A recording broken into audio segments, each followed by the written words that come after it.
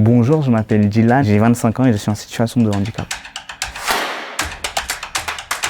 J'ai une hémiplégie gauche néonatale. J'ai eu un manque d'oxygénation à la naissance qui fait qu'aujourd'hui ça impacte mon quotidien. Petit, j'ai connu réellement la discrimination, le fait d'être mis à l'écart parce qu'on est différent en termes de personnes, de couleurs, en termes d'handicap, de suivi de motricité. Et les profs généralement, on va dire les instituteurs généralement ou institutrices, spécialement vous l'avancez avec ceux qui pouvaient suivre. Et ceux qui ne pouvaient pas suivre, on les mettait de côté. Moi aujourd'hui, je suis chargé de projet RH. Je suis alternant dans la mission handicap d'une grande société en aéronautique. Je pense que le problème, c'est comment convaincre l'humain d'accepter qu'une personne est différente et qu'elle a quand même une valeur ajoutée.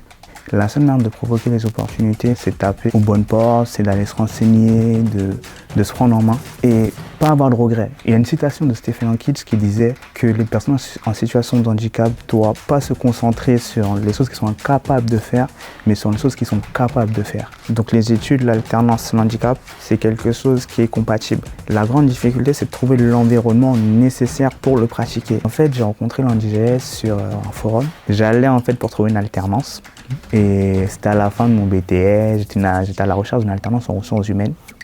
Et en fait, j'ai rencontré la responsable de la mission handicap. Et à l'époque, elle a pris le temps de m'inscrire au concours. Elle a répondu à mes questions en termes d'aménagement, sachant que j'avais des craintes par rapport à l'école de commerce, par rapport à l'intégration dans ce type de structure. Elle m'a rassuré, elle m'a dit Dylan, je vais t'inscrire. Et j'ai passé le concours à l'IGS. Je ne sais pas comment je l'ai réussi. Je ne sais même pas jusqu'à l'heure d'aujourd'hui comment je l'ai réussi, mais celui-là, c'est que je l'ai réussi.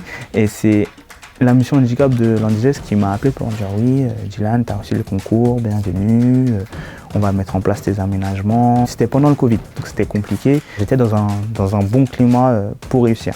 Les jeunes en situation de handicap, surtout quand ils sont mineurs, en fait, on ne les aide pas. À force de les surprotéger, ils n'arrivent pas à se libérer, à avoir confiance en eux. Et moi, je leur dirais que là, des associations qui peuvent les aider, en dynamique, tremplin, ARPES, etc. Trouver des écoles qui ont des missions handicap, se renseigner, appeler et oser.